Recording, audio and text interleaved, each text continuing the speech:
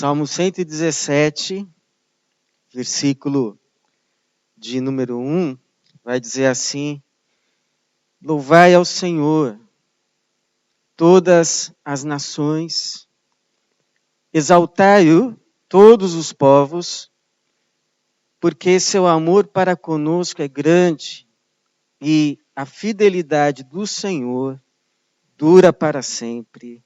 Aleluia. Amém.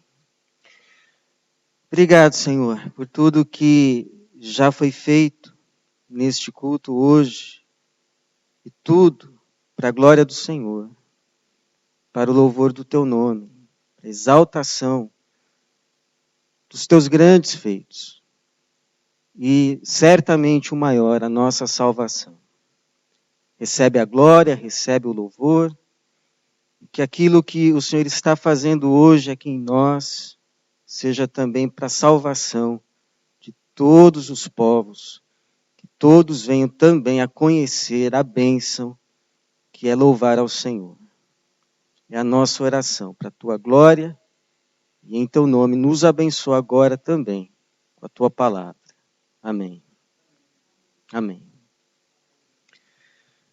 Missões existe porque adoração não. Missões existe porque adoração não. Uma frase do pastor John Piper, querendo dizer que o propósito pelo qual existe missões no sentido de levar o evangelho é para promover a adoração a Deus aonde não há. Então, por que existem missões? Porque existem ambientes, lugares, corações em que não existe ainda a adoração. O combustível das missões seria promover a adoração ao verdadeiro Deus. Nas palavras dele, John Piper, é por isso que nós vamos. Porque já experimentamos a alegria de adorar a Jesus e queremos que todas as famílias da terra sejam incluídas. É um ato de doação daquele que já nos doou tudo. Então, o coração daquele que recebeu o Espírito daquele que já doou tudo para nossa salvação, também há de demonstrar esse espírito de doação para a salvação de outros, até que se cumpra aqui o chamado, a conclamação desse salmo: louvai ao Senhor, não apenas o meu coração, não apenas a minha casa, não apenas a minha igreja, mas louvai ao Senhor todas as nações, exaltai-o todos os povos, todas as gentes, todas as pessoas são chamadas ao direito de Deus delas receber o devido louvor.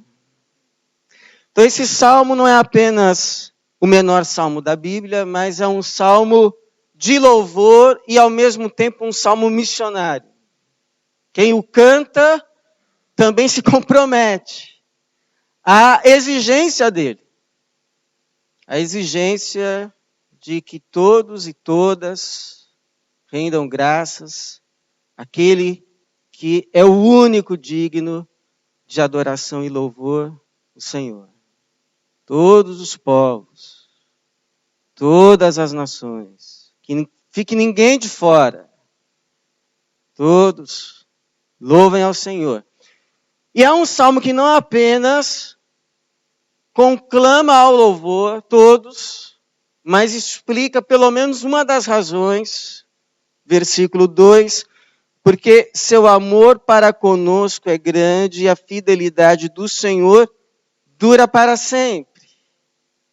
Verdade, porque a despeito de todo o mal que acomete o mundo, a vida permanece no mundo, porque a graça de Deus prevalece no mundo. As misericórdias do Senhor se renovam a cada manhã. E estas são as causas de não sermos consumidos. Por que você acha que essa pandemia não levou todo mundo? Porque a graça de Deus prevaleceu. É por isso que permanece a vida. Porque a cada manhã a misericórdia de Deus se renova e a sua graça sustenta tudo que Ele criou. Inclusive a mim e a você também.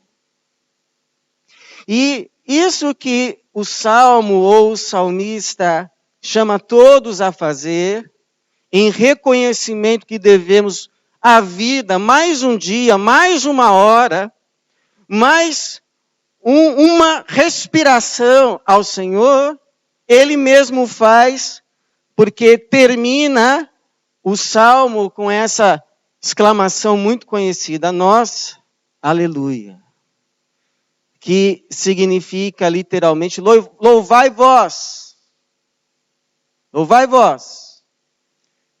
ou simplesmente, louvem ao Senhor, ou louvado seja o Senhor, por tudo que Ele é, por tudo que Ele faz,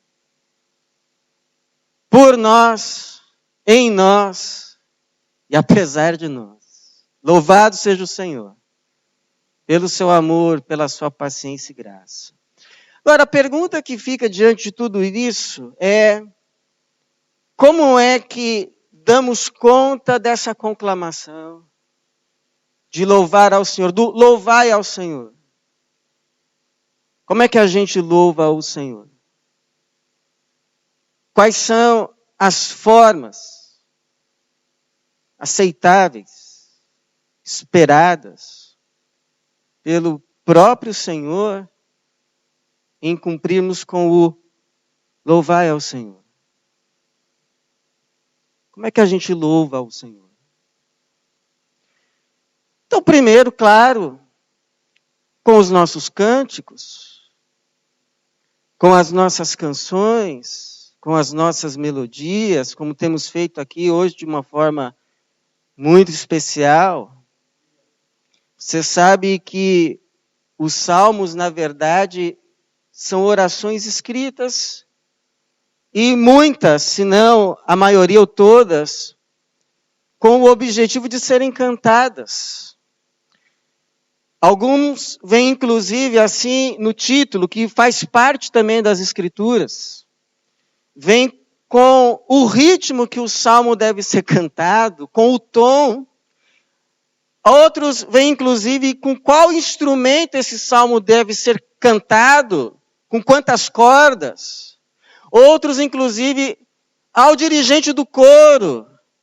Existia, assim, uma liturgia em que o dirigente falava e a congregação reunida respondia. Por isso que se considera o livro dos Salmos o inário do culto do Antigo Testamento. E alguns, quando ficam sabendo disso, inclusive fazem a seguinte atestação, que nas igrejas somente os salmos deveriam ser cantados. Somente os salmos, porque seriam as canções inspiradas. Porém, o próprio Salmo 98, versículo 1, vai dizer: cantai um cântico novo. Cantai um cântico novo ao Senhor, porque Ele tem feito maravilhas. Então, o Senhor é o Deus que cria também coisas novas. E é por isso que no Novo Testamento, nós também temos cânticos, que às vezes nós lemos esses cânticos como se fossem apenas escritos, apenas dissertações. Por exemplo, 1 Timóteo 3,16, que diz assim: aquele que se manifestou em carne, foi justificado no Espírito, visto pelos anjos, pregado entre os gentios, crido no mundo e recebido acima na glória, é muito possível que fosse um cântico que a igreja primitiva, nos seus cultos, cantava. Filipenses capítulo 2, 5 a 11, também outro hino. Colossenses 1, 15 a 20, provavelmente também um cântico. Cântico cantado pelos primeiros cristãos. Na história da igreja também foram produzidos hinos, cânticos, alguns que ficaram muito famosos, como Castelo Forte, de Lutero. Eu gosto desse hino. Esse hino é forte mesmo. Escrito no momento de grande provação. Outros, por exemplo, Maravilhosa Graça, escrito por John Newton, que era antes um comerciante de escravos, mas foi alcançado pelo Evangelho. Uma vez que foi liberto pelo Evangelho, depois se tornou um abolicionista. E dizem, talvez, que a melodia ele ouviu, inclusive, dos escravos. Foi um cântico, um hino escrito primeiro em inglês, Amazing Grace. Aquele contexto lá americano da escravatura e tal, que, inclusive, gerou uma guerra civil. Também foram produzidos inários. Nós temos aí uma grande inódia. Alguns inários bem usados, utilizados. HCC, cantor cristão, inário para o culto presbiteriano. E claro, não poderia esquecer, harpa cristã. Sabia que eu ia ouvir aleluia quando eu falasse da harpa. Então, tudo que nós estamos fazendo aqui hoje está alinhado com uma tradição bíblica, com uma tradição histórica da igreja. Por isso, como diz aí o nosso salmo, louvai ao Senhor. Louvai ao Senhor. Então a gente louva ao Senhor, sim, com os nossos hinos.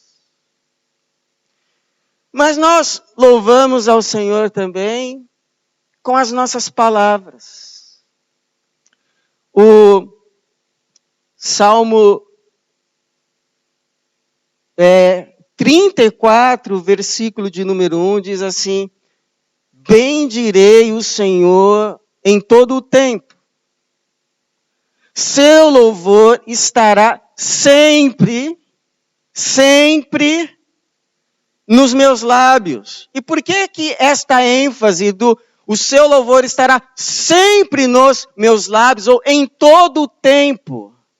O seu louvor estará nos meus lábios, porque provavelmente existem tempos em que o louvor pode escapar dos lábios, pode fugir dos lábios, pode não estar mais nos lábios. Por exemplo, o tempo da dor. Não é simples louvar ao Senhor no tempo da dor. Por isso que louvores sinceros em tempos de dor se tornam emblemáticos. Se tornam dignos de registro, não só nos livros dos homens, mas nos livros de Deus. E na Bíblia nós temos pelo menos 2 exemplos. Um no Antigo Testamento, que foi Jó, quando ele perde tudo, absolutamente tudo. Não só bens, não só casas, mas os filhos. E a própria saúde, ficando lá numa situação realmente deprimente, decadente, estimulado a blasfemar, inclusive. Ele, porém, ergue os seus lábios e diz: o Senhor o concedeu, o Senhor o tirou, bendito seja o nome do Senhor. E engraçado que hoje eu ouvi um testemunho parecido de uma irmã lá em Frick, que estava passando por uma luta, conversando com ela. Eu falei: mas fique firme, hein? E ela falou: eu vou ficar, porque o que vier eu recebo, eu aceito, veio do Senhor, amém. Então, ou seja, eu sou do Senhor, tudo que eu tenho é dele. Se eu tenho, louvado seja o Senhor. Se eu não tiver mais, louvado seja o Senhor. Vim nu para esse mundo, nu voltarei, louvado seja o nome do Senhor. A minha porção é o Senhor. No Novo Testamento nós temos Paulo e Silas, que foram presos por causa do Evangelho, na cidade de Filipos. Foram encarcerados, colocados os pés no tronco, mas à meia-noite não vira Paulo para o Silas e diz, puxa vida, a gente serve tanto a Deus, né? E olha só o que acontece com a gente, o que está acontecendo? Mas não, o texto diz que à meia-noite eles oravam e cantavam hinos ao Senhor, e os presos ouviam, e o Senhor responde com um terremoto. Então, mostra que a razão do louvor não podem ser as circunstâncias, porque elas mudam. A razão do louvor só pode ser uma, aquele que não muda, o Senhor. E é por isso que só consegue de fato louvar o Senhor na dor quem de fato ama o Senhor. Quem ama só o que o Senhor dá ou pode dar, não consegue louvar na dor. Só consegue louvar na dor quem ama o Senhor. É por isso que a dor é a prova da sinceridade do nosso louvor. Porque revela quem de fato amamos.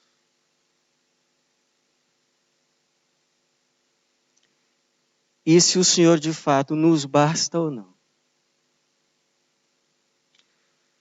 Mas um outro momento difícil que o louvor pode fugir, por incrível que pareça, são nos momentos de grande alegria. Quer um exemplo bíblico? Quando Jesus cura 10 leprosos. 10 leprosos.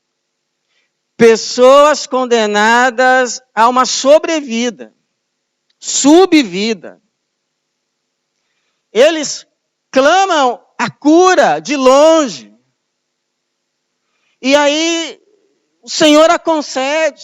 Quando eles estão indo a caminho para se apresentarem ao sacerdote, eles se veem totalmente curados, com a pele purificada. E sabe-se lá onde os 9 outros vão, tamanha alegria.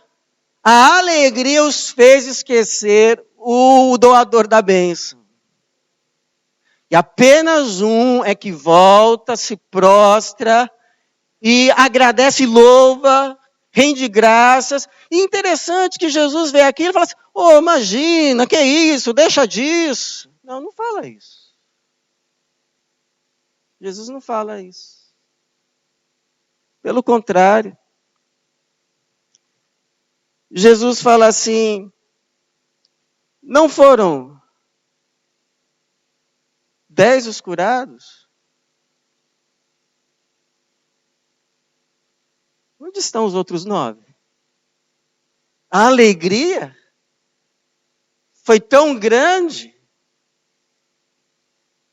que eles simplesmente se esqueceram de quem é que é o responsável por isso. Alegria demais faz esquecer do Senhor. Porque afinal eu tenho tanto.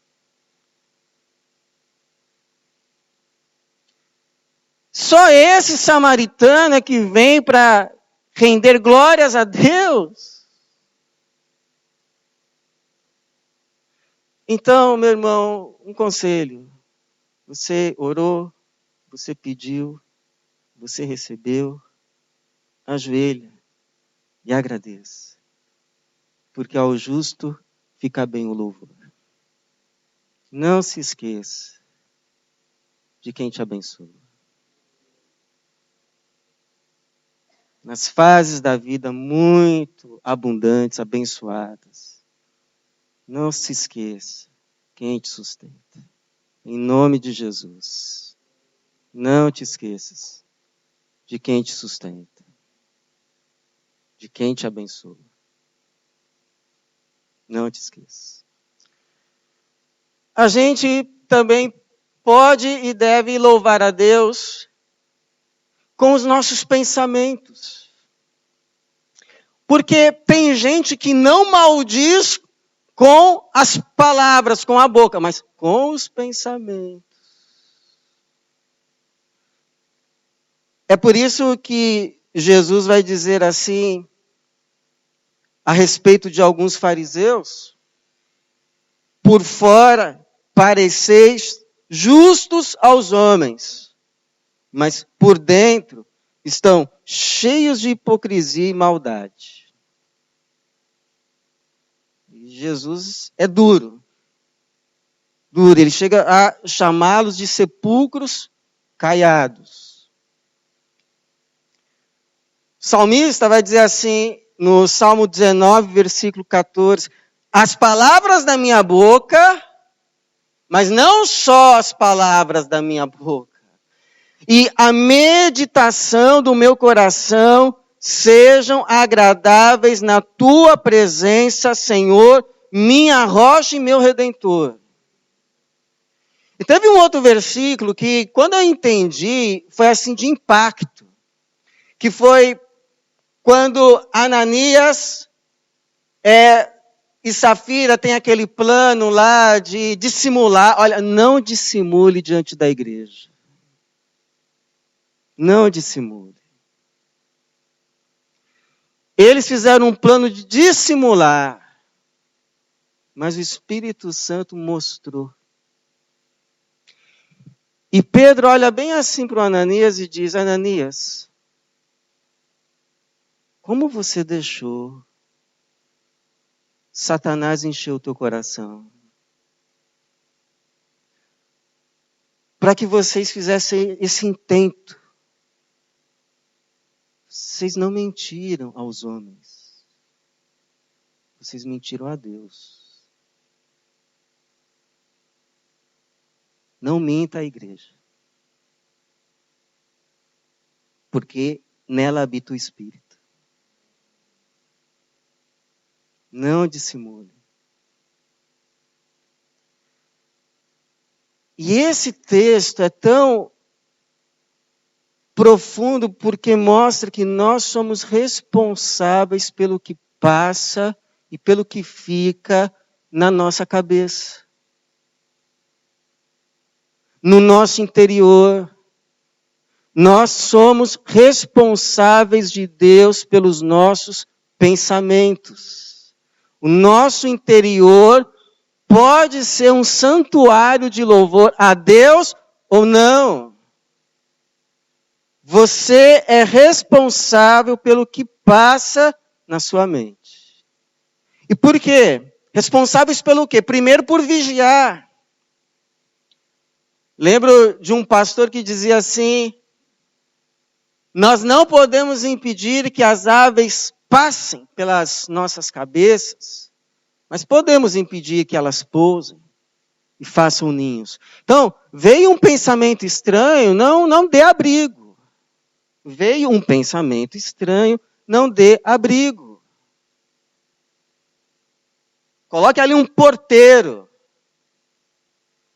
Assuma um compromisso. Não vou permitir pensamentos que são estranhos. Eu e você, a gente é responsável diante de Deus também por cultivar os pensamentos. Não só de vigiar o que entra e sendo estranho, isso aqui não é de Deus, pode ir embora. Não vai ficar aqui. Mas de cultivar, buscar aquilo que é bom. Eu acho interessante que a gente vive num tempo em que as pessoas se preocupam tanto com o que ingerem com a boca, e depois vai para o estômago, mas não tem nenhuma preocupação com o que ingere com os olhos, com o que ingere com os ouvidos, e depois vai para a mente, vai para o coração. Tem gente aí que fica se alimentando de tudo quanto é coisa, vendo tudo quanto é coisa, internet, filme, depois não sabe porque fica perturbado. Não sabe porque fica perturbado. Perturbada. Porque o que entra, se a luz que há nos teus olhos forem trevas, todo o teu corpo será trevas. Palavras de Jesus. Quão grandes trevas será? Quão grandes trevas será? Por isso, a exortação de Paulo, olha o que você tem que pôr na sua mente. Olha o que você tem que buscar, pôr diante dos olhos. Tudo o que é verdadeiro, tudo o que é honesto, tudo o que é justo, tudo o que é puro, tudo o que é amável, tudo que é de boa fama, se há alguma virtude, se há algum louvor, nisso pensai. E você pode pôr de tudo aqui, viu? Cuidado com o que você vê na internet, com o que o seu filho vê. Você é responsável pelo que o seu filho vê, pelo que a sua filha vê. Cuidado, filme de terror. Tem gente que depois fica com problemas. Aí fica chamando o pastor.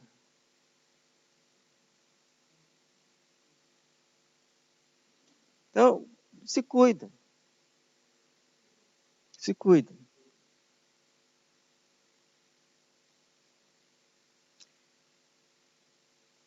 Nós podemos louvar ao Senhor também, nós podemos louvar com os cânticos, nós louvamos com as palavras, nós louvamos com os nossos pensamentos.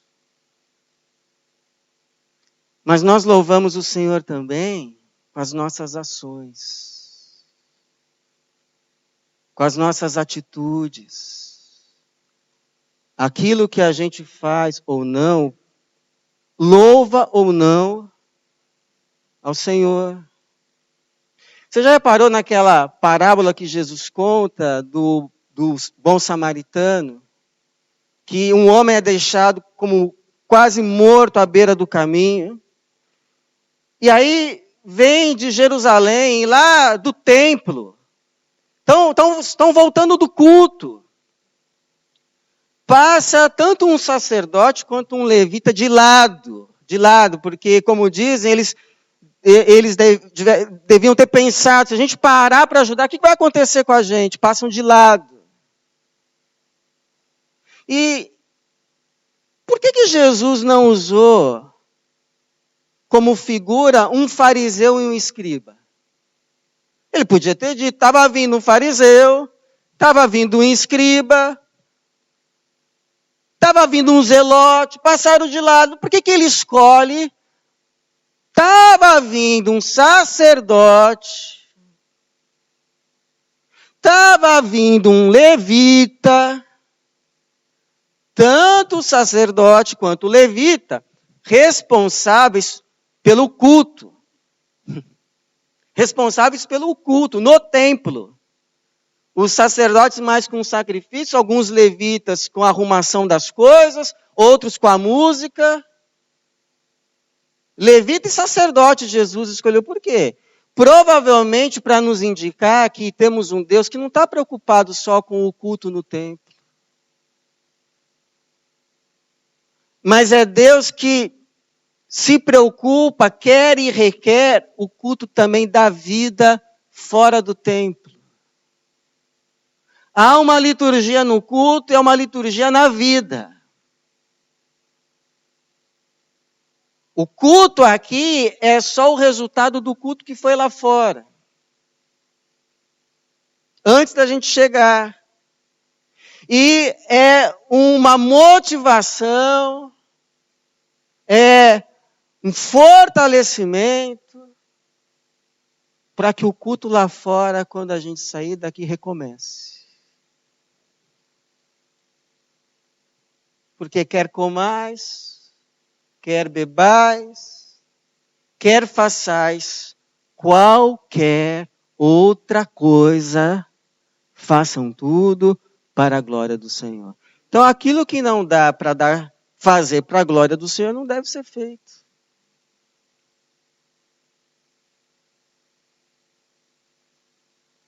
O que não dá para fazer para a glória do Senhor não deve ser feito. Mas tudo que pode ser feito para a glória do Senhor, que seja para isso.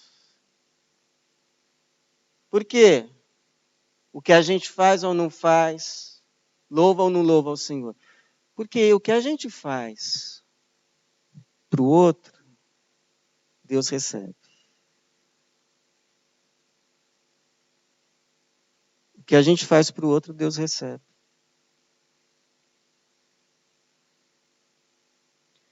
Não foi isso que Jesus disse? Quando vocês fizeram a um desses meus irmãos, ainda que o mais pequeno, a mim o fizeste. E quando não o fizeste, a mim não o fizeste. Não é isso que o Tiago diz? Como é que a gente, da mesma boca, pode sair louvor e maldição?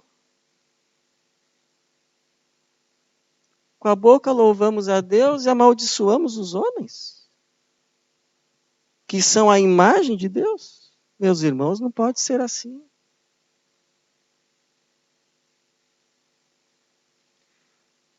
Porque o que fazemos suscita louvores em nós, porque a gente sabe que qualquer coisa boa que a gente vier a produzir tem um autor que não somos nós, mas o Espírito de Deus em nós. E aí podemos louvar, Senhor, obrigado por ter feito esse bem por meio de mim. Recebe a glória e recebe o louvor, porque eu sei que eu não sou o autor.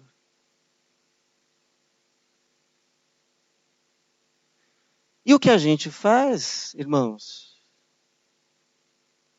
pode suscitar louvor em outros. Pode suscitar um, ai meu Deus. Ou pode suscitar um, graças a Deus. Ah, irmão, que tudo que a gente venha fazer, venha ser, para que muitos olhem e digam, graças a Deus. Graças a Deus.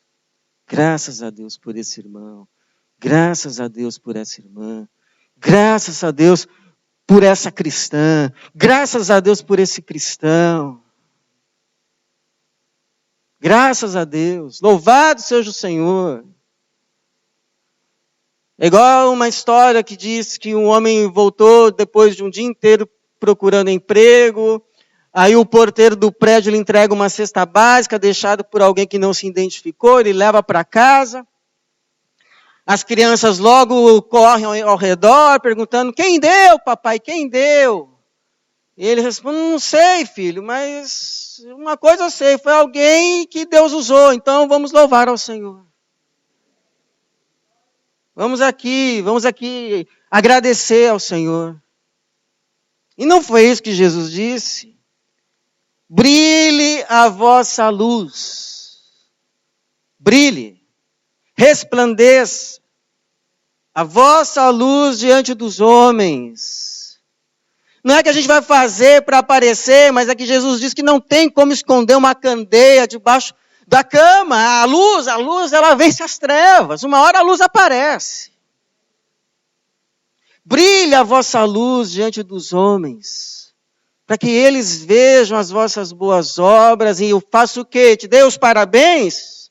E se não te der os parabéns, você vai ficar ressentido? Não, para que vejam as vossas boas obras e glorifiquem o vosso Pai que está nos céus.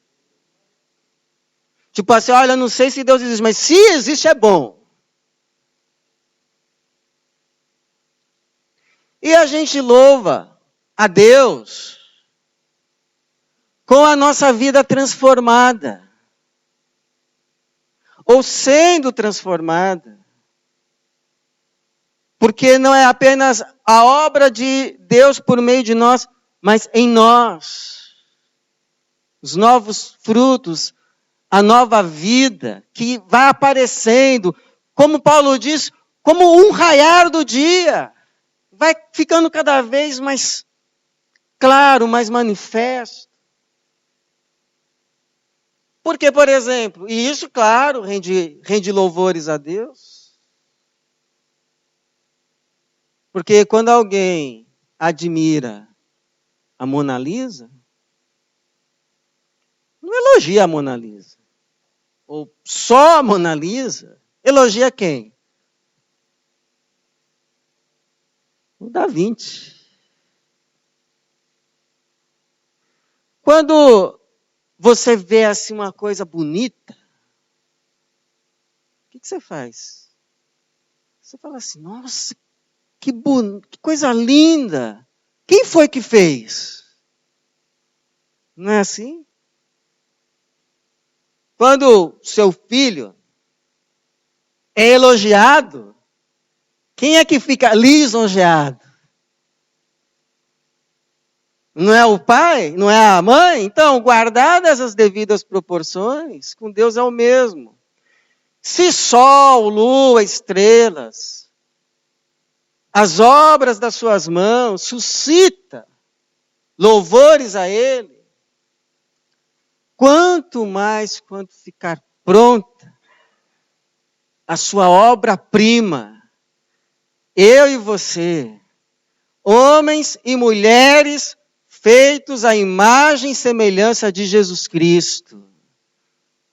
Essa obra vai suscitar louvor de toda a terra e de todo o céu e para sempre. Como diz lá no Apocalipse 5,13, ao que está sentado no trono e ao Cordeiro sejam o louvor, a honra, a glória e o domínio pelos séculos dos séculos, hoje e eternamente. Os anjos vão louvar a Deus quando verem a obra dele completa na sua igreja. Em mim e você, em todos nós, nos que já estão aqui e nos que ainda estarão. A gente percebe que há muitos versículos, não é? Que nos chamam ao louvor a Deus. Versículos de louvor. Versículos de exaltação a Deus. Mas você sabia que tem alguns versículos que dizem que Deus também vai louvar, não no sentido de adoração, é claro, mas de reconhecimento, a vida daqueles que para Ele foi um louvor. Né? Às vezes a gente fica aí tão preocupado com o reconhecimento de outros e se esquece do reconhecimento daquele que de fato importa. O reconhecimento daquele que de fato importa. E ele diz que vai dar esse reconhecimento. O Paulo diz assim que é para a gente não julgar nada antes do tempo. Nada. até que venha o dia. E o Senhor diz assim: não só trará à luz as coisas ocultas das trevas, mas também manifestará os motivos dos corações. Então, cada um receberá seu reconhecimento, ou, em outras traduções, o seu louvor da parte de Deus. Tudo vai ser revelado e vai receber de Deus o reconhecimento devido. Então, a minha oração, irmãos, é que, uma vez que receberá de Deus louvor a vida, que para Ele foi um louvor, eu oro para que a nossa seja. Eu oro para que a nossa seja um verdadeiro louvor. Um louvorzão. Com cânticos, mas também com palavras, com pensamentos, com atitudes e com frutos de vidas transformadas, a fim de que a nossa vida seja para Ele louvor e venha trazer muitos outros, se possível, todos, a bênção do louvai ao Senhor. Que assim seja, que Deus nos abençoe. Amém.